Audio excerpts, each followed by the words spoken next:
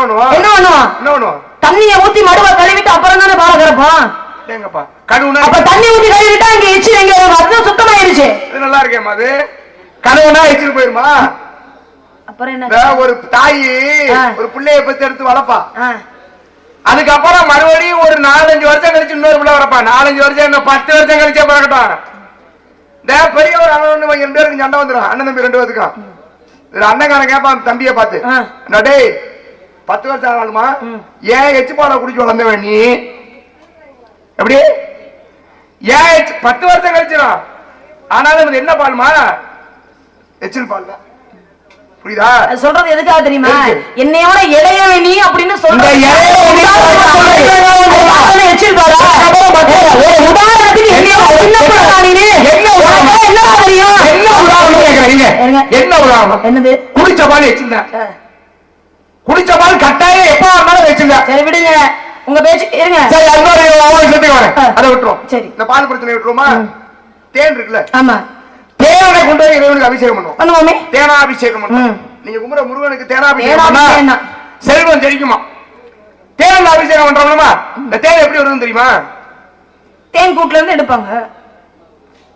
தேன் கூட்டுக்கு தேன் எப்படி வருது? தேன் கூட்டுக்கு எப்படி வரும்னா மலர்ல இருந்து தேனை எடுத்து கொண்டாந்து வாயில எடுத்து கொண்டாந்து தனியா ஒரு பாத்திரத்துல எடுத்து கொண்டு வந்து பூவுல இருந்து சொன்னேன். இல்ல அதான் பூவுல இருந்து ஒரு பாத்திரத்துல எடுத்து தேன் ஊத்தி அதத்தான் சொல்றேன். வாயில இருந்து எடுத்துட்டு வருங்க.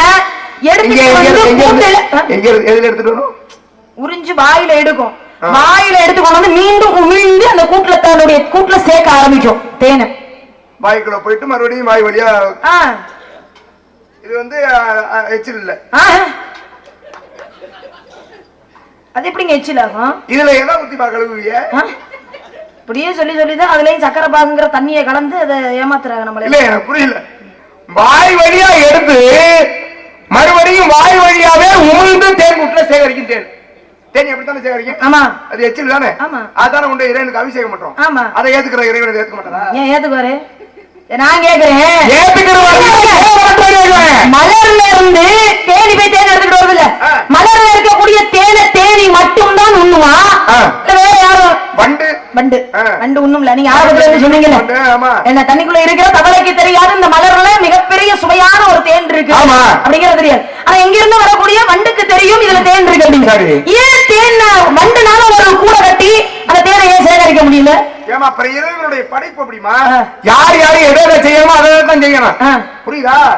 நம்ம எல்லா மாட்டு பாலதான் உண்டு இறைவனுக்கு அபிஷேகம். நீங்களே சொல்றீங்களே இறைவன் கொடுத்த வரம் தேனிக்கு தேனை சேகரிக்கக்கூடிய தன்மை தேனிக்கு கொடுத்த இறைவன் கொடுத்ததை இறைவன் எடுத்துக்கிறாரு. அதுல என்ன தப்பு? அப்படிங்கிற இடத்துக்கு போயிட்டீங்கன்னு வைங்கள, ஒவ்வொரு உயிரினமும் பெருமை வாய்ந்தது அப்படிங்கறத இறைவன் மூலத்திலையும் காட்டிட்டு இருங்க. இப்ப நீங்க சொல்றீங்க எச்சில இறைவனுக்கு படைக்கலாமான்னு சொல்றீங்க. இப்ப நான் உங்களை கேட்கிறேன், சொல்லுங்க. ஆத்தா மலைமாரியா? மலைமாரி தானே? மலைமுத்து மாரியா? மலைமுத்து மாரியம்மன் அவ வாசல்ல பொங்கல் வச்சு படையல் போடுறோம் நம்மளாம் வேண்டிக்கிறோம். குடும்பத்துல வேண்டிக்குவோம்ல. சரி, பொங்கலை வச்சுட்டு குடும்பத்தோட உட்காந்து சாப்பிட்டுட்டு அதுக்கப்புறம் மிச்சம் இருக்கிறத வலிச்சு ஆத்தாவுக்கு படையல் போடுறீங்களா? என்ன ஏங்க இவ்வளவு திடீர்னு இவ்வளவு கோவப்படுறீங்க? ஏமா பொங்கலை வச்சு ஆத்தா கொண்டே படைப்பியா? நீ ஆளி திண்டியாமா? ஏங்க இப்பதான் இந்த வாய் சொன்னுச்சு ஏன் எச்சில இறைவன் ஏத்துக்க மாட்டாரா? அதை ஏத்துக்கிட்டாரா இதை ஏத்துக்கிட்டாரே அப்படின்னு. அப்ப அவனுடைய பக்தை தானே நம்ம. நம்ம சாப்பிட்டு மிச்சம் வச்சதையா அவன் ஆத்தா ஏத்துக்க மாட்டாரா? நல்லா இருக்குது, அதை ஏத்துக்க மாட்டான். இல்ல இல்ல நீங்க ஏன் சொல்லுங்க, ஏன் சொல்லுங்க கேளுங்க. ஏன் சரி இப்ப நீங்க சொல்றதுக்கு நான் வரேன்.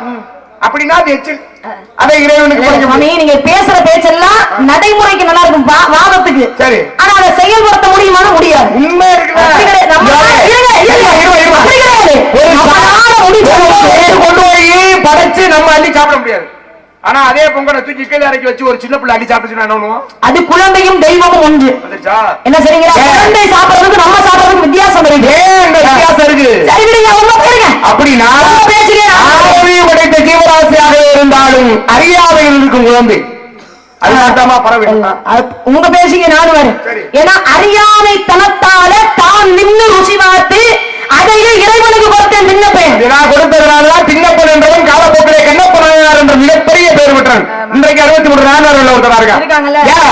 அறியாமையினால தான் சுட்டு இது நல்லா இருக்கான்னு சாப்பிட்டு பார்த்தா கொண்டே ஆமா.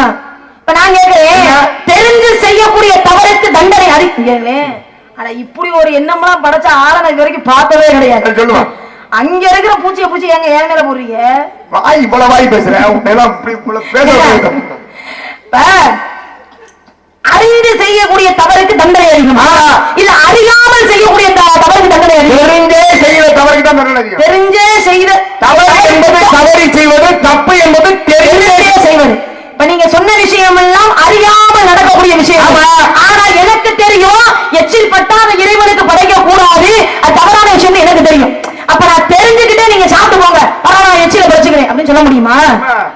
இதுக்கு தான் அவ்வளவு விஷயம் சொன்னேன். நீ ஒரு பக்தை, பக்தியாக இருக்கின்ற நீ பிறருக்கு கொடுப்பதனால் இறைவனை சேருங்கிற நியாயமான விஷயம்.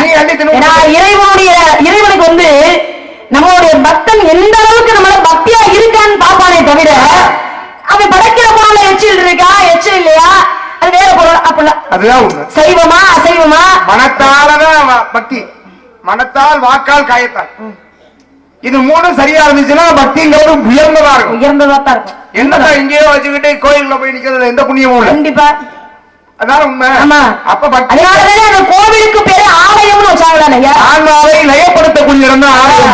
என்றால் ஆன்மா, லயம் என்றால் ஒடுக்குவது. ஆன்மாவை ஒருநிலைப்படுத்தக்கூடிய தன்மை ஆலயத்துக்கு மட்டும் தான் இருக்கு. இறைவன் அப்படின்னா ஒரே சிந்தனை தான் இருக்கணுமா? எங்கும் இறைவன் இருக்கிறதா கோயில் இருக்கு, அதுக்குதான் கோயில். நான் லயப்படுத்தி அங்கே போன மற்ற இடங்கள்ல என்ன வார்த்தை வேணாலும் எப்படி வேணாலும் பேசிடுவோம். ஆனா கோயிலுங்கிற சன்னிதானத்துக்குள்ள போயிட்டோம்னா அங்கே ஆலயத்துக்குள்ள வந்துட்டு என்னடா பேசுறேன்னு நம்மளே கேட்போம் இல்லையா? அதுக்குதான் ஆலயம். சரி, இப்ப நீங்க சொல்ற வழிக்கு இறைவன் வந்து நம்மளுடைய பக்தியை பாப்பார். எச்சில் பட்ட பொருளை கூட இறைவன் ஏத்துக்குவார்னு வச்சுக்கோங்க. ஒருவேளை எச்சம் பட்ட பொருளாக இருந்தா, எச்சம்னா கழிவுங்க. பறவைகள் பறக்கும் பொழுது அதனுடைய எச்சமாகப்பட்டது திணையில விழுந்தா அதை கொண்டு இறைவனுக்கு படைக்க முடியுமா? இது கொஞ்சம் ஏத்துக்கிற மாதிரி இருக்குல்ல? இல்ல எச்சில கூட இறைவன் கொடுத்துடலாம். ஆனா எச்சம் எப்படி கொண்டு வந்து கொடுக்க முடியும் அப்படின்னு கேக்குறீங்க தானே? ஆமா. நெத்தியில பூசிருக்கீங்கல்லமா? ஆமா. என்னது அது? திருநீர். இந்த திருநீர் எதுல இருந்து வருதுன்னு தெரியுமா? பசுமாட்டினுடைய சாணத்துல வில்வ இலையை பிசைந்து அதை ராட்டியாக்கி அதுக்கப்புறம் சுட்டு சாம்பலாக்கி அதைத்தான் திருநீராக நம்ம பூசுறோம். உடல் முழுதும் பூசுற திருநீரே ஒரு கழிவு, சாணம் தான். ஆமாவா இல்லையா? விபூதியாலையும் இறைவனுக்கு அபிஷேகம் நடந்துகிட்டு தான் இருக்கு. அவன் ஆலயத்துக்குள்ள அள்ளி கொடுக்கறதே சாணத்தை சுட்டு அதைத்தான் அள்ளி கொடுக்குறாங்க. சாணத்தை சாணமா பூசிக்கல, இல்ல எச்சமா பூசிக்கல, இல்ல அது திருநீர் அப்படிங்கிற தன்மை மாறுதா இல்லையா? எப்படி இவ்வளவு அறிவா பேசுறீங்க? உங்களோட சேர்ந்து அறிவா பேசுறேன். சரி, இப்ப ஒண்ணும் தப்பு இல்ல. வேலைக்கு ஒத்துழையாம எடுத்துட்டாங்களா? பொங்கல் வச்சிருக்கீங்களா? பொங்கல் வச்சிருக்கீங்களா? பொங்கல் வீட்டுல தை பொங்கல்லாம் வச்சிருக்கீங்களா? வருஷம் வைப்போம். இந்த பொங்கலுக்கெல்லாம் பிள்ளையார் பிடிச்சு வைப்போம், பாத்திருக்கீங்களா? மஞ்சள்ல பிடிச்சு வைப்போம். மண்டைய பிடிச்சு வைப்போம். ஏத்த மஞ்சள்ல தானே பிடிச்சு வைப்போம். எதுல பிடிச்சு வைப்போம்? மாட்டு சாணத்துல. யாரு இப்ப சாணி? ஊரா சொல்லுவாரு, யாத்த வேணாலும் போய் கேட்போம்.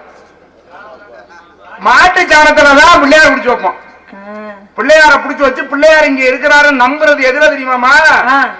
சாணத்துல, சுட்ட திருநீர்ல இல்ல. அந்த சாணத்துலதான் இறைவன் இருக்கிறாருங்கிறத நம்புறோம். சரி, இப்ப சாணத்தை பிடிச்சு வச்சு அது மேல அருகம்புல வச்சுட்டா விநாயகர் பெருமாள் சொல்லி சாமியாவே நினைச்சு கும்பிடுவா. நான் கேட்கிறேன், எந்த மாட்டினுடைய சாணத்தை பிடிச்சு வச்சு பிள்ளையார் கும்பிடுன்னு சொல்லுங்க. பசுமாட்டினுடைய சாணம் தான். என் மாட்டுல பசுமாடு மட்டும்தான் இருக்கா? கார மாடு இருக்குல்ல, ரெண்டுக்குமே மாடு இருக்குல்ல, எரும மாடு இருக்கா? இருக்குல்ல. நான் இங்க இருங்க, உங்க பக்கம் கையை இவர் பக்கம் கையை நின்றுச்சா? சாதாரண எரும மாடு இருக்கு. பசுமாட்டுக்கும் பெருமை இருக்கு, பசுமாட்டுக்கும் பெருமை இருக்கு, கால மாட்டுக்கும் பெருமை இருக்கு, எரும மாட்டுக்கும் பெருமை இருக்கு. இருந்தாலும் கூட ஏன் பசுமாட்டியுடைய சாணத்தை பிடிச்சு வச்சு நம்ம பிள்ளை 48,000 சிவார்களும் வாசம் செய்யக்கூடிய ஒரே ஜீவராசி எதுனா அது பசுமாடு தான். பாருங்க, பசுமாட்டுல எல்லா தெய்வங்களும் அடக்கம். இவ்வளவு அந்த பசுமாட்டுடைய சாணத்தை பிடிச்சு வச்சு நம்ம சாமியா கும்பிடுறோம். இவ்வளவு லட்சுமியா இங்கதான் இருக்கா? என்னது லட்சுமியே? வலை ஒளி ஓடிக்கிட்டு இருக்குல்ல, வேற மாதிரி சொல்லிடுவேன். லட்சுமியா அங்க, மகாலட்சுமி அங்க தானே ஓடி இருக்கிறார். அதனாலதான் பாருங்க, பசுமாட்டை பார்த்த உடனே முன்னால தொட்டு கும்பிட மாட்டாங்க, பின்னால தொட்டு தான் கும்பிடுவோம். ஏன்னா அந்த இடத்துல லட்சுமி ஆகப்பட்ட வாசம் செய்யும். அப்ப பின்னாடிதான் தொட்டு கும்பிடணும். ஆமா, ஏன்னா வாசம் செய்யக்கூடிய இடம் அங்க, மகாலட்சுமி அங்க தானே கூடி இருக்கிறா. சரி இருக்கட்டும். அப்ப இதெல்லாம் பெருமைக்குரியதுதான். அதனால இறைவனுக்கு படைக்கக்கூடிய எல்லா விஷயங்களுமே பெருமை கொள்ளலாம். சட்டம் நம்மளால எந்த அளவுக்கு முடியுமோ அந்த அளவுக்கு பக்குவமா படைப்போமே அப்படிங்கிற இறைவனுக்கு படைக்கிறது எல்லாத்துலயுமே பெருமை இருக்கு. ஆமா, இவ்வளவு நேரம் சிவன் சிவபெருமானை பத்தி தான் பேசுறோம். ஆமா, அவருடைய திருநீற்றை பற்றி தான் சைவத்தினுடைய தலைவர் அவர் தான். ஏன் இன்னைக்கு பகுக்கப்படுறது. ஆமா, இன்றைக்கு நாளே மகா சிவராத்திரி. ஆமா, மாதமாக வரும் சிவராத்திரி, வருடத்திற்கு ஒரு முறை வரக்கூடியது மகா சிவராத்திரி. மகா சிவராத்திரி நன்னாளுங்கிறது உருவானதுக்கு மிகப்பெரிய காரணம் இருக்கு. ஆதியிலே அவருக்கு பேரு வர்றதுக்கு காரணமே தியாகராஜர் வர்றதுக்கு காரணமே இந்த உலக நலனுக்காக மற்றவர்களுக்காக தன்னையே தியாகம் செய்ய துணிந்தாளாம் இறைவன். அதனாலதான் தியாகராஜன் அப்படிங்கிற பேர். அப்புறம் நடனத்துக்கு ராஜன் ஆனாரு, நடராஜன்கிற பேரு. அதெல்லாம் ஒரு பக்கம் இருக்கட்டும். இப்ப பக்திங்கிறது எவ்வளவு பெரிய அப்படிங்கிற ஒருத்தன் எப்படி தெளிவுபடுத்துறான் தெரியுமா? தாயில் சிறந்த கோவிலும் இல்லை, தந்தை சொல்லிக்க மந்திரம் இல்லை. இவங்க 2 பேரும் தான் முதல் தெய்வம். அதுக்கப்புறம் தான் தெய்வங்கள். அதனாலதான் மாதா பிதா குரு தெய்வம் தாங்க பாருங்க.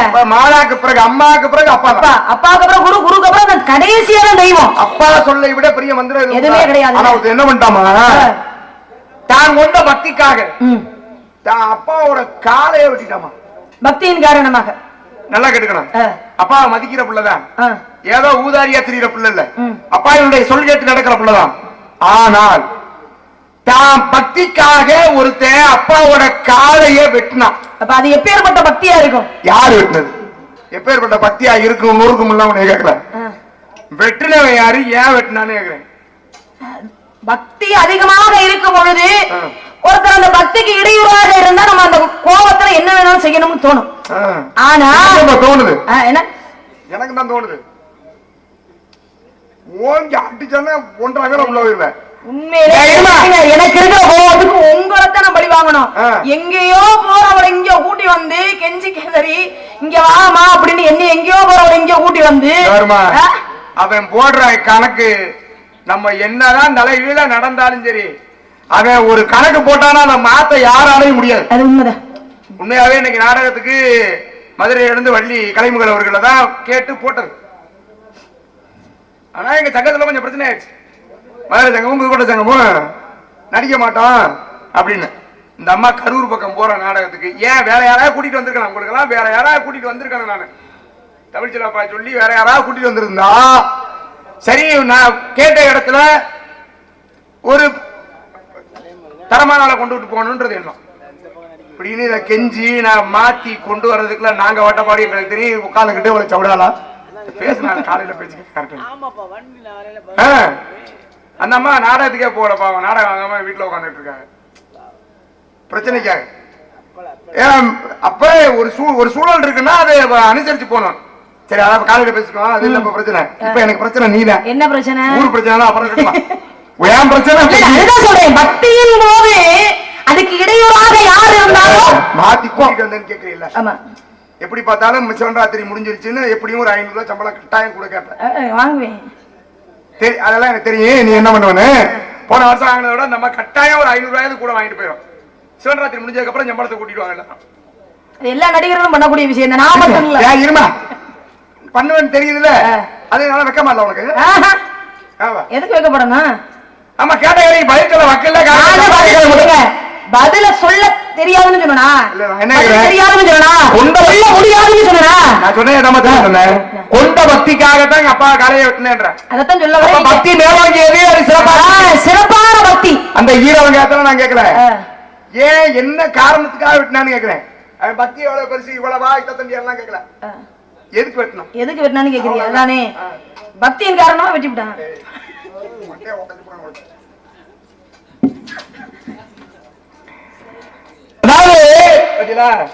தெரியுதா? ஏமா வெட்டினா? என்னண்ணே அவ்வளவு நேரம் நான் எவ்வளவு நேரம் பேசுனேன். அண்ணே அண்ணே இங்க இருண்ணே, இவ்வளவு நேரம் நான் அதுதான் பேசுறேன். எவ்வளவு நேரம் கொஞ்சம் மொத்தமா பொசுங்கட்டு பதில் சொல்லுமா இருங்க. பக்தியின் காரணமாக காலை வெட்டின ஒருத்தன், தந்தையினுடைய காலை வெட்டான ஒருத்தன், அதே பக்தியின் காரணமா இதே பக்தியின் காரணமா கேட்கல. தந்தையின் காலை வெட்டினது யாரு, ஏன் வெட்டினா? தெரிஞ்சா பதில் சொல்லு. இல்லைன்னா பையத்துக்கு தந்தையுடைய கால வெட்டான்னு கேக்குறீங்க. ஆமா. பக்தியின் காரணமா மனைவிகளுடைய கைகளை வெட்டணும் யாரு சொல்லுங்க அப்போ. முதல்ல சொல்லிக்கலாம். நான் பேசாம பதிலாம் நான் சொல்ல வந்தேன். இடையில சும்மா நாங்க போகும்போது கூட எனக்கு தெரியாது யார் நீ சொல்லி கூட நான் சொல்லிருப்பேன். எனக்கு ஒரு பழக்கம் இருக்கு, மேடையில என் கூட நிக்கிற சக நடிகைகளை எப்பொழுதுமே ஒரு கேள்வி கேட்டு அந்த கேள்விக்கு பதில் தெரியலன்னா நீ எல்லாம் பதில் தெரியாம எதுக்கு தான் வர்ற பைய தூக்கிட்டு வெக்கமானவங்களாம் நல்லா கூட சோறு திண்ணியல்ல என்ன கேக்குறீங்களா அப்படிலாம் ஒரு சில பேர் பேசுவாங்கம்மா. நான் பேசவே மாட்டேன். பேச மாட்டீங்க. அசிங்கப்படுத்தவே மாட்டேன். எனக்கு அது பழக்கமே பிடிக்கும். மேடையில அசிங்கப்படுத்த மாட்டீங்க சரி. அப்புறம் ஏன் எல்லா வள்ளியும் உங்களோட எழுதி போட்டிருக்காங்க? உண்மையிலே சொல்றேன், சத்தியமா தெய்வத்து முன்னாடி சொல்றேன், இவரோட நடிக்கிற ரெண்டே வள்ளி நான் ஒண்ணு கலைமகள் 2 பேர் மட்டும்தான் நடிப்போம், வேற யாரும் நடிக்க மாட்டாங்க. எல்லாரும் எழுதி போட்டிருக்காங்க. சரி பண்ணிட்டு இருக்க அப்பதான் நாடகம். ஆமா எல்லாரும் எழுதி போட்டாங்க. சொல்றீங்க தெரியுதுல? பதில் சொல்லு. பக்தி ஏன் அப்படின்னா இல்ல இதுவே நல்லாதான் இருக்கு, நல்லா இருக்கு, அருமையா இருக்கு. ஏன்னா விசார சர்மான்னு ஒருத்தர் ஊருக்குள்ள ஒரு சின்ன பையன், அவர் என்ன பண்றாரு அப்படின்னா அன்றாடம் பசு மாட்டுகளை காலையில ஓட்டிட்டு போய் திரும்ப சாயந்தரம் யாருக்கு நான் பதில் சொல்றேன்? நான் இங்கதான் படிக்கிறேன். இல்ல நீங்க உள்ள போயிட்டு வந்தீங்க. நான் அங்கதான் அடிக்கிறேன். உனக்கு வாங்க. நீ பதில் சொல்றதுக்குள்ளே கொஞ்சம் கவனம் ஆயிட்டியா? அதனால உனக்கு தெரியல. இல்ல இல்ல நான் தான் திரும்பி பாத்துட்டு தானே உங்களை கூப்பிடுறேன், அப்புறம் நான் கவனம் இல்லைன்றீங்க. இல்லங்க எங்கே கேட்டா பதில் சொல்ல தெரியும். பசு மாட்டை என்ன பண்றாரு, காலை நேரத்துல ஓடி போய் சாயந்தரம் ஓடிட்டு வரும் அவருக்கு வேலையே. அந்த வேலையை என்ன பண்றாரு, இறைவன் மீது அதிக பக்தி கொண்டவர் மண்ணாலேயே ஒரு சிவலிங்கத்தை அமைச்சவர். மாடு ஓடிட்டு போய் மாட விட்டுருவார். அந்த சிவலிங்கத்துக்கு முன்னால கண் மூடி உட்கார்ந்தாரு அப்படின்னா எதிரில் நடக்கிறது எதுவுமே அவருக்கு தெரியவே தெரியாது.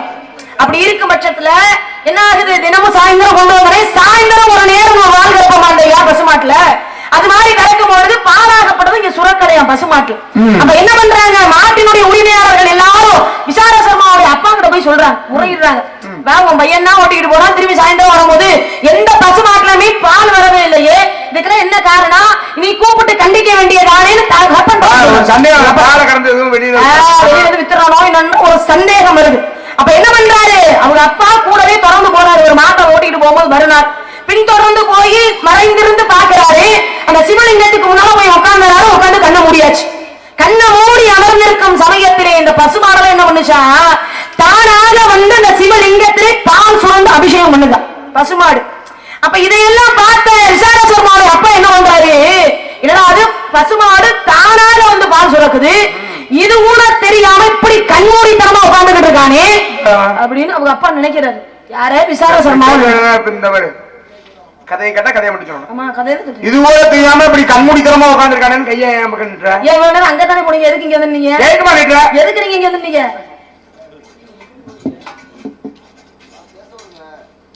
இப்ப யாருன்ற நான் பதில் சொல்றேன்.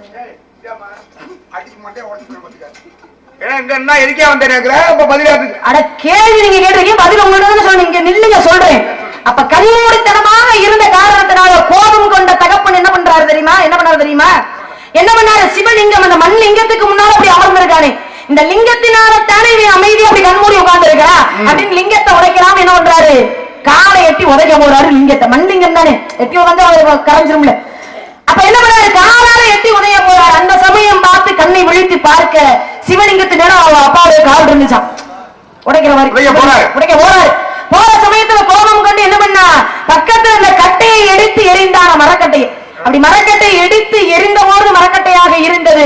அவர் காலு கிட்ட போகும்போது எப்படி இருந்ததா, சிவனுடைய கையில இருந்த மல்லுங்கிற ஆயுதமாக மாறி காலையை 2 துண்டாகிருச்சான்.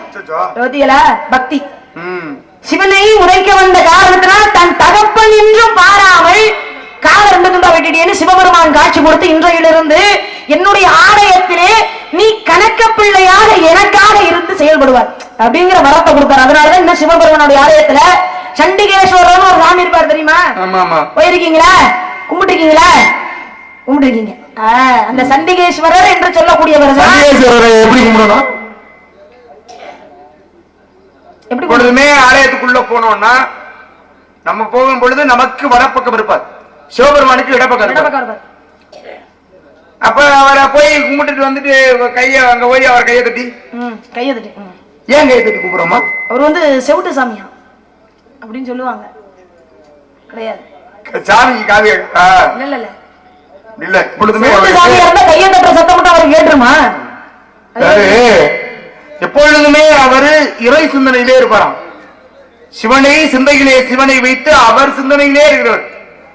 அவர் சிந்தனையிலே இருக்கிறவர்கிட்ட போய் ஏன் கையை தட்டக்கூடாது, கையே இருக்கிறான் உன்னுடைய ஆரோக்கியத்திலிருந்து அப்பனையே கால வெட்டினாரு. சிவன்கிட்ட வேற ஏதாவது எடுத்துட்டு போனா என்ன செய்வாரு?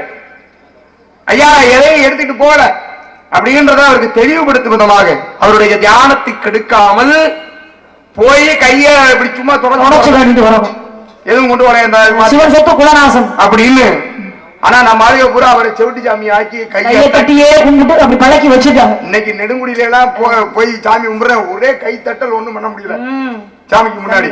சண்டி என்றால் மூர்க்கன் என்ற பொருள். பக்திக்காக மூர்க்கத்தனமாக தன் தகப்பன் காலை வெட்டின காரணத்தினாலதான் சண்டி என்ற பெயரோடு ஈஸ்வர பட்டம் கிடைத்து சண்டிகேஸ்வரர் அப்படிங்கிற பெயரோட இருக்கிறார். ஈஸ்வர பட்டம் கிடைத்து சண்டிகேஸ்வரர் பெயரோடு இருக்கிறார்.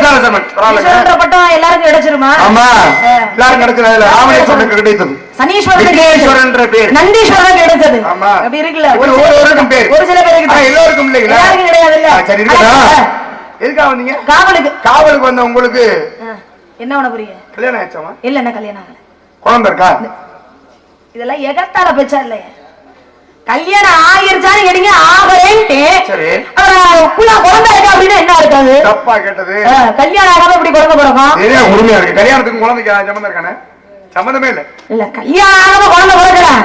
ஆனா அது தவறான குழந்தையா போயிருமா இல்லையா? ஏன் தவறான குழந்தையா அப்படின்னால ஏன் உங்கள்கிட்ட கேக்குறேன்னாமா, இந்த குந்தின்னு ஒரு பொம்பளை பிள்ளை, குந்தி போச்சோட வளர்ப்பு பிள்ளை இடத்துக்கு வந்துட்டு கெட்டிக்கார பிள்ளைனா எட்டி பிடிச்சு பேசணும். குந்தி போயோட வளர்ப்பு பிள்ளை குந்தி, பேரு விருதைன்னு பேரு. ஆனா குந்தி போஜன் வளர்த்ததுனால குந்தி பேரு. இந்த வளர்ப்பு பிள்ளைய துர்வாசரங்கிற முனிவர் வந்து சந்திச்சார். வேண்டிய பணிவிடைகளை செய்தார். அவருக்கு பிற்காலத்தில் இருக்கக்கூடிய இந்த மந்திரங்களை சொல்லிக் கொடுக்குறாரு. 5 மந்திரத்தை சொல்லிக் கொடுத்தவங்க விளையாட்டுத்தனமா என்ன பண்ணிட்டா, சின்ன பிள்ளையா இருக்கும் பொழுது புரியல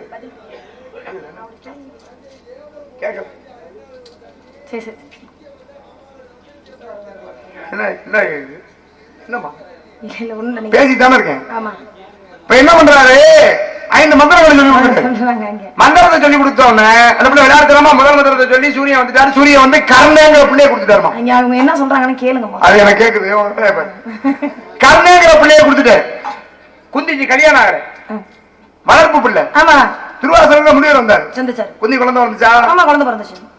இன்னொரு இடத்துல தாசராசனுடைய வளர்ப்பு பிள்ளை மச்சகந்தின்னு பேரு. ஆமா, இந்த மச்சகந்திங்கிற பொம்பளை பிள்ளை பரிசு ஓட்டினா பராசரங்கிற ஒரு முனிவர் வந்தார். ஆமா, அவங்க 2 சந்திச்சாங்க. ஆமா, குழந்தை பிறந்துச்சு. வேதவியாசர் பிறந்தாரா? ஆமா. நம்பிராஜன் ஒருத்தர் என்ன பண்றாரு, காட்டுக்கு வேட்டைக்கு போறாரு. வேட்டைக்கு போன இடத்துல பெண் பிள்ளையே இல்ல, ஆனா காட்டுக்கு போன வேட்டைக்கு போன இடத்துல ஒரு பொம்பளை பிள்ளைய பார்த்துட்டாரு.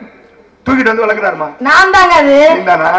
வள்ளி, வள்ளின்னு பேரு. வள்ளின்னு பேரு. இந்த வள்ளின்னு பேர் வச்சு, ஐயா எனக்கு பெண் பிள்ளையே இல்ல, பெண் பிள்ளையை கொடுத்த உனக்காக இந்த பிள்ளை பெரிய பிள்ளையானோட இந்த பிள்ளையே நான் காட்டுக்கு அனுப்பி தேய விளைச்சு அதை பாதுகாத்து உனக்கு கொண்டு வந்து கொடுக்குறேன் வேண்டுதல் அப்படின்னு வேண்டுதல் வச்சிட்டாரு. ஆமா, நல்லா கேட்டுக்குங்க. குந்தி பஞ்சனுடைய வளர்ப்பு பிள்ளை குந்தி, துர்வாசகர் முனிவர் வந்தாரு. குழந்தை வந்துச்சு குந்திக்கு. ஆமா, காரணம் பிறந்தானா? ஆமா, ராசராசனுடைய வளர்ப்பு பிள்ளை மச்சகந்தி பராசரங்கிற முனிவர் வந்து சந்திச்சாரு. சந்திச்சதுனால குழந்தை வந்துச்சு மச்சகந்திக்கு. பிறந்தாரா? நம்பிராஜனுடைய வளர்ப்பு பிள்ளை வள்ளி. நாரதங்கிற முனிவர் நான் வந்து உன்னை சந்திக்கிறேன். அதனால எனக்கு நான் தலைக்கிழக்கமா நான் தூக்கி சுமந்து விட்டு தெரியணும்னு நான் கேட்கிறேன். ஆமா, என்னது? ஏன் என்ன குழந்தை கொடுக்க போறீங்களா? குழந்தை குழந்தை கொடுக்க என்ன? நீங்க என்ன பேச்சுவாங்க அப்படித்தானே வரீங்க? என்னுடைய முனிவர் குந்தியை சந்திச்சாரு, வளர்ப்பு பிள்ளை, அவருக்கு பிள்ளைய கொடுத்தாரு. பராசர முனிவர் மச்சகந்தியை சந்திச்சாரு, வளர்ப்பு பிள்ளை, சந்திச்சதுனால குழந்தை பிறந்துச்சு.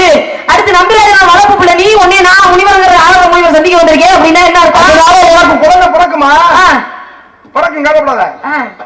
என்ன யாரு காரணம்? குழந்தைக்கு தானே. நான் வந்து உனக்கு என்னமா கவலை? மாப்பிள்ளை ஒருத்தர் இருக்காப்ல. மாப்பிள்ளை மாப்பிள்ளை யாருன்னு சொல்றதெல்லாம் இருக்கட்டும். அதுக்கு முன்னாடி நான் ஒரு கேள்வி கேட்டேன். என்ன கேட்டீங்க? என்ன கேட்டேனா? கேள்வி தானமா கேட்டேன். ஆமா, என்ன கேள்வி கேட்டேன்? என்ன கேட்டேனே தெரியாம தான் நிக்கிறீங்க. என்ன கேட்டேங்கிறது எனக்கு தெரியும். நீ பக்தியின் காரணமா கால வெட்டினாரு அப்படின்னு என்ன கேட்டீங்கல்ல? ஆமா, அதே பக்தியின் காரணமா மனைவியுடைய கையவே வெட்டினாரு ஒரு தடவை. அவர் யாரு? எவ்வளவு பெரிய பக்தி, பக்தி எவ்வளவு பெரியது பாரு. பக்திங்கிறது வந்து பொண்டாட்டி கையே வெட்டுற அளவுக்குன்னா அதான் எதுக்காக வெட்டினாருன்னா கேக்குறேன். பக்தினாலதான் வெட்டினாரு. எப்படி இருக்கு இப்படி பதில் சொன்னா எப்படி இருக்கு? முதல்ல அப்படித்தான் சொன்ன, நீ இப்படித்தான் சொன்ன. சரி சொல்லுங்க. திருவாரூர் இருக்குல்லம்மா, இந்த திருவாரூர்ல அந்த கதை நேரம் ஆயிடுச்சு. நம்ம அடுத்தாலும் நேரம் ஆயிடுச்சா? மணி எத்தனை? 4 மணி ஆகுதுமா. மணி எத்தனை? 4 தானே ஆகுது. திருவாரூர்ல ஒருத்தர் இருந்தார். ஒருத்தர் நல்ல பேரு, அவருக்கு நல்ல பேரு, பக்திமான், ஆகச் சிறந்த பக்திமான். பேரு செருத்துணை நாயனார்னு பேரு. அவரு இவர் என்ன செய்வார்னா, இந்த திருவாரூர்ல இருக்கக்கூடிய ஏமா வள்ளி வள்ளியம்மை இங்க வாங்களேன். எங்க போறீங்க? எங்கம்மா போறீங்க? பேசுன கொஞ்சம் வறட்சியா இருக்க மாதிரி தண்ணி குடிக்க போறேன். தண்ணி குடிக்கணுமா? தண்ணி ஏன்னா மேடையில பேசிட்டு இருக்கும் பொழுது சூடு சொரணை வெக்கமான ரோஸ் இருக்கிற யாரும் தண்ணி குடிக்க மாட்டாங்க. நான் குடிச்சேன், பாத்தீங்களா? குடிக்க மாட்டேன். குடிக்கலாமா? நான் கேட்கிறேன், இப்ப நீங்க பேசி என்ன அப்படியே தகத்துட்டு தண்ணி குடிக்க போறீங்க? ஒண்ணும் இல்ல, நில்லு. இப்ப அவர் என்ன பண்றாரு, பாவங்களும் சும்மா விடாது. திருவாரூர்ல இருக்கிற திருவாரூர்ல அந்த பூந்தோட்டம் இருக்குல்லமா, நந்தவனம், அங்க இருக்கின்ற பூ, கீழே விழுந்த பூவெல்லாம் எடுத்து அதுல எவ்விதமான ஜீவராசிகளும் தீண்டி விடுவதற்கு முன்பாகவே, ஒரு எறும்போ சின்ன ஈ கூட அதுல போய் உட்கார்றதுக்கு முன்பாகவே அவர் என்ன பண்ணுவாருன்னா, அதை எடுத்து அதை கொண்டு வந்து இறைவனுக்கு மாலை கட்டி புஷ்பத்துல அலங்காரம் பண்றது அவருடைய வேலை. அதைதான் மிகப்பெரிய பக்தியா வச்சிருக்கிறார். இதுல எப்பொழுதுமே அவர் தவறியதே இல்லம்மா. ஒரு நாள் என்ன பண்றாரு, அங்க கலச்சிங்க நாயனார்னு ஒரு நாயனார், அவரும் மிகச்சிறந்த பக்திமானவர், சிவனடியார்களை போற்றி மதிக்கக்கூடியவர், சிவன் மீது அதீதமான பக்தி கொண்டவர். அவர் ஒரு குறுநில மன்னன் தன்னுடைய பொண்டாட்டியை கூட்டிட்டு திருவாரூருக்கு ஆலயத்துக்கு சாமி கும்பிடுறதுக்காக போய் கருவறையில தியாகராஜரை பார்த்து வணங்கிட்டு வெளியில வந்தாருமா. அங்க பார்த்தா ஒரே அழுக சத்தம், கூக்குரல் கேக்குது. யாரும் ஒரு பெண்ணு அழுகிறார். இந்த பெண்ணோட அந்த ஓசையை கட்ட உடனே, இது யாராவது நம்ம முன்னாடி மாதிரியே இருக்க சத்தம், அழுகிறாளே. என்ன என்னதுன்னா, என்ன இது நம்ம கொண்டாடி மாதிரி இருக்குன்னு ஏன் பக்கம் கைட்டீங்கன்னா என்ன அர்த்தம்? அட இல்லம்மா, அவர் யோசிக்கிறாரு. அழுகிறத பார்த்தா தெரியாதா? குரலை பார்த்தா இது யாருன்னு தெரியாதா? இப்ப அழுகிற, ஆஹா இவன் நம்ம முன்னாடி தான்டா அழுகிற. அப்படித்தான் 4 ஊர்ல சொல்லி கொடுத்துறீங்க. ஏன் முன்னாடி நான் சொன்னேன், நம்ம முன்னாடி தான் சொன்னேன். அவர் யோசிக்கிறாரு அங்க கதையில. என்ன பண்றாரு, அந்த சத்தம் வந்துச்சுல அந்த திசையை ஓடுறாரு. ஓடி போய் பார்த்தா பொண்டாட்டிக்கு மூக்க காணோம். மூக்கு இல்லமா பொண்டாட்டிக்கு, பொண்டாட்டிக்கு மூக்கு இல்ல. உடனே கோவம் எப்படி வரணும்? சாதாரண நாளா? ஒரு குறுநில மன்னன், இவர் மன்னருடைய மனைவி நான். இந்த அம்மா என்ன கேட்டா, அங்க உட்கார்ந்து செலுத்துறாரு. அவர் பார்த்தார், ஐயா இறைவனுக்கு சாற்ற வேண்டிய இந்த புஷ்பத்துல இந்த பொம்பளை எடுத்து நோந்து பார்த்துட்டா, நுகர்ந்து பார்த்துட்டா, மூக்கல வச்சு நுகர்ந்துட்டா. இறைவனுக்கு கொண்டு போய் சேர்க்கறதுல நுகர்ந்தாலே மூக்க அறுக்காம என்ன பண்றது அப்படின்னு கேட்டாமா. உடனே அவர் பார்த்தார், ஏண்டா உனக்கு எவ்வளவு திமிர் இருந்திருந்தா அப்படித்தானே பேசியிருக்கணும். அவர் என்ன தெரியுமா, நீ பண்ணது தவறு. நியாயமா நீ என்ன பண்ணிருக்கணும்னா, மூக்குக்கு இந்த கையினால எடுத்துட்டு போச்சு. ஆமா, கையினால மூக்கு கிட்ட கொண்டு போச்சு. அப்ப முதல்ல நீ இந்த கையதான் வெட்டி இருக்கணும்னு எடுத்தார். உறைவால கைய ஒரே வெட்டி விட்டாருமா. யாரு கைய? பொண்டாட்டி கைய. அது மாதிரி வெட்டினா தான் சரியா வரும்னு நினைக்கிறேன். இல்ல இல்ல இல்ல, இங்க சரியா வந்துச்சுல. பாருங்க பக்தி எவ்வளவு மேலங்கி இருந்துச்சுன்னு பாருங்களேன். ஒரு பூ நம்ம இன்னைக்கு அவ்வளவு பெருசா எடுத்துக்கோமா? ஒரு பூ இறைவனுக்கு சாக்க வேண்டிய பூவை ஒரு பெண் எடுத்து நுகர்ந்து பார்த்துட்டாங்கிறதுக்காக ஒருத்தர் மூக்க வெட்டிடுறாரு. மூக்க வெட்டிட்டாரு. அவர் 3வது மனுஷன். சரி, 3வது மனுஷன் தாம் கொண்டாட்டி எடுத்து மூக்கு கிட்ட கொண்டு போறதுக்கு காரணமா இருந்தது இந்த கையிலான கைய கட்டின புடிச்ச வெட்டிட்டாமா. எவ்வளவு பக்தி வச்சிருந்திருக்காங்க பாருமா. இதோட ஒரு பெரிய விஷயம் ஒண்ணு இருக்குமா. அவர் பேரு, இந்த வெட்டினவர் பேர் என்ன தெரியுமா? கலச்சிங்க நாயன். இந்த மூக்கர்த்தார்ல அவர் செலுத்துறார். இன்னொருத்தர் இந்த கோயிலுக்கு சிவனுக்கு சாம்பிராணி வாங்கி போறது வழக்கமா வச்சிருக்கிறேன். சாம்பிராணி போட்டு இந்த சாம்பிராணி போட்டு என்ன பண்ணிட்டாரு தெரியுமா? வீட்டுல இருந்த நெல்லு எல்லாத்தையும் வித்து சொத்து இதெல்லாம் வித்துட்டாயா?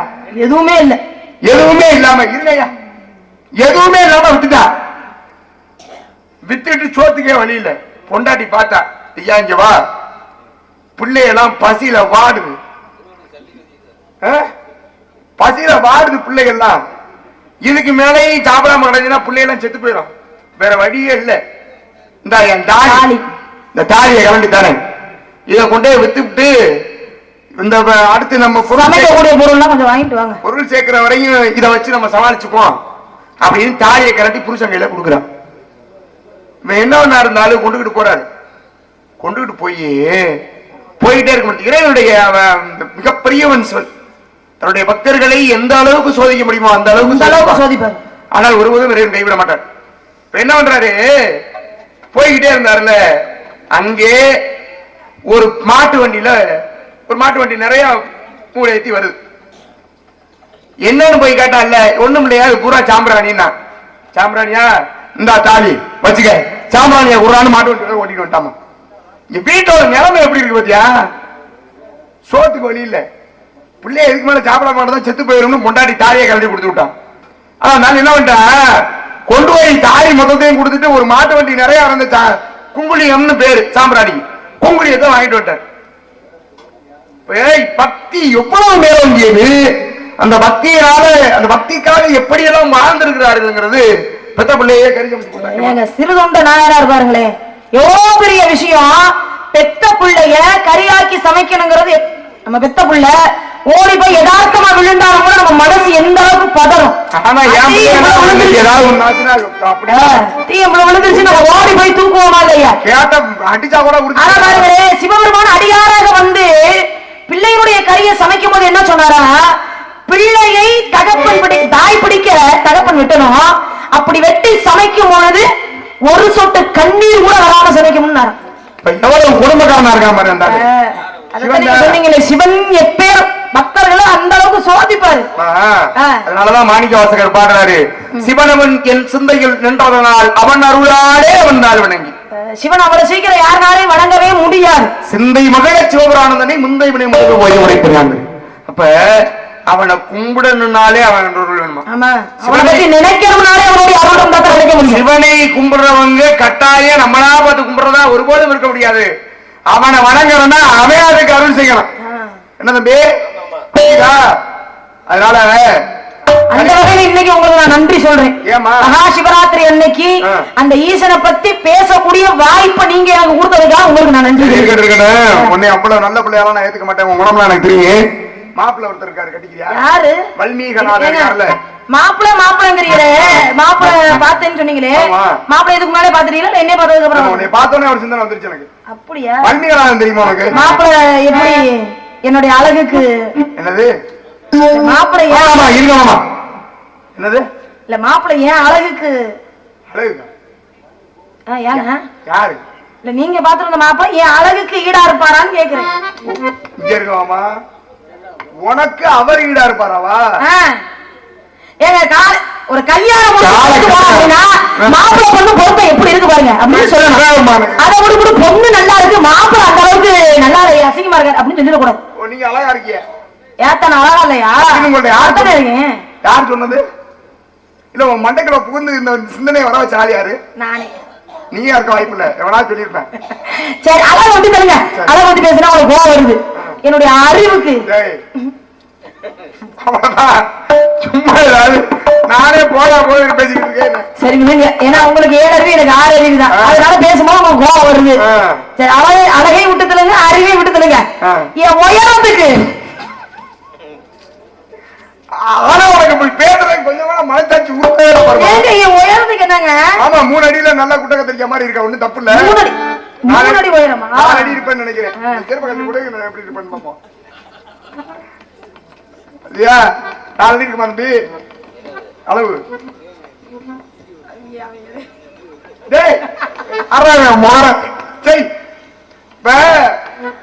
மாப்பிள்ளை யாருன்னு சொன்னேன்னு வையேன், ஐயோ சாமி நான் தெரியாம பேசிட்டேன், இதெல்லாம் தப்புன்னு நீயே பேசுமா? பேர்பட்ட மாப்பிள்ளையா? பேர்பட்ட மாப்பிள்ளை யாருன்னு சொல்லுங்க, நானும் ஆர்வமா இருக்கேன்.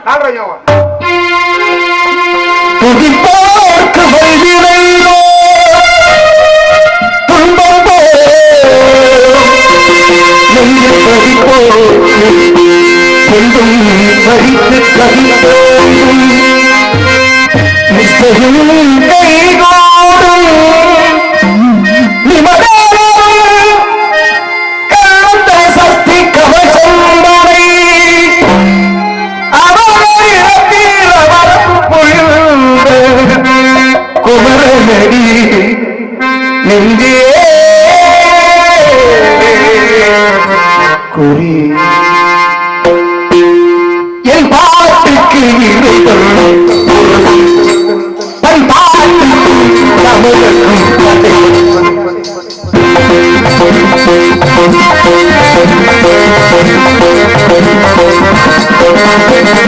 என் பாட்டுக்கு இறைவன்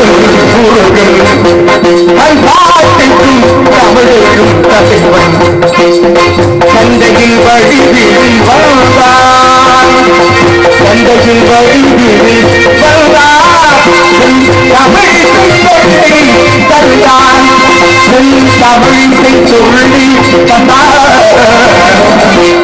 என் பாட்டுக்கு இறைவன் முருகன் தன் பாட்டுக்கும் தமிழுக்கும்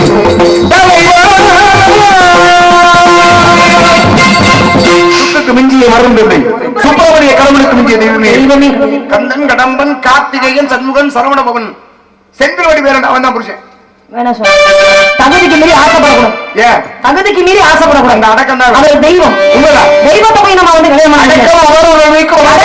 கல்யாணம் ஊழ்த்தி விட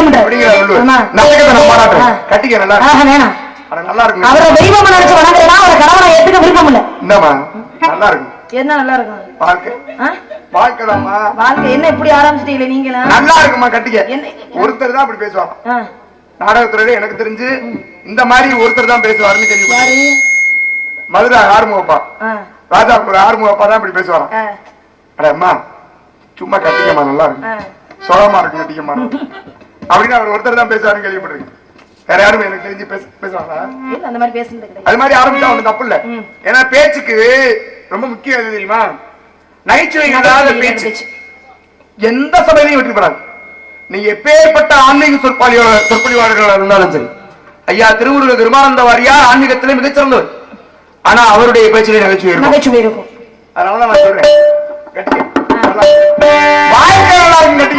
நீங்க அனுபவிச்சிருக்கீங்களா இல்ல இதுக்கு முன்னாடி வாழ்க்கை வாழ்ந்து நீங்க அனுபவிச்சிருக்கீங்களா இதுக்கு முன்னாடி நான் 52 பேரை கட்டிக்கிட்டேன் அப்ப உங்களுக்கு தெரியும் அதனாலதான் சொல்றேன் அப்புறம் எப்படி தெரிஞ்சிருந்து ஏன் சுகமா இருக்குங்கிறீங்க ஆமா சுகமான வாழ்க்கை தானே அது வாழ்க்கை கல்யாணம் சுகமா இருக்குமா வாழ்க்கை ஆமா அது எல்லாருக்கும் இருக்காது இல்ல இந்த வாழ்க்கை இருக்குங்க வேண்டாங்க கட்டிக்கங்க வேண்டாங்க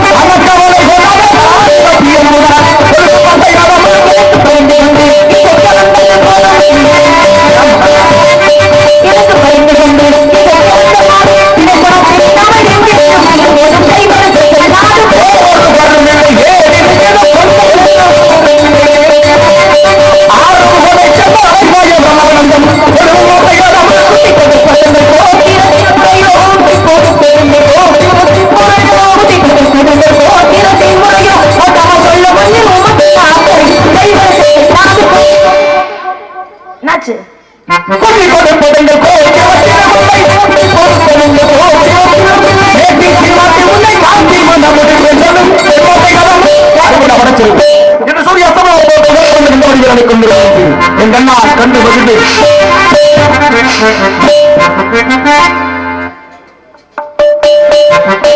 கண்ணை குத்திருப்பாரு அண்ணே விடியறதுக்குள்ள எனக்கு கல்யாணம் விடியறதுக்குள்ளேயுமா கல்யாணத்துக்கு எல்லாரும் வந்துருங்க நான் போய் கல்யாணம் ஏற்பாடு பண்ண மாட்டேங்க கரெக்டுமா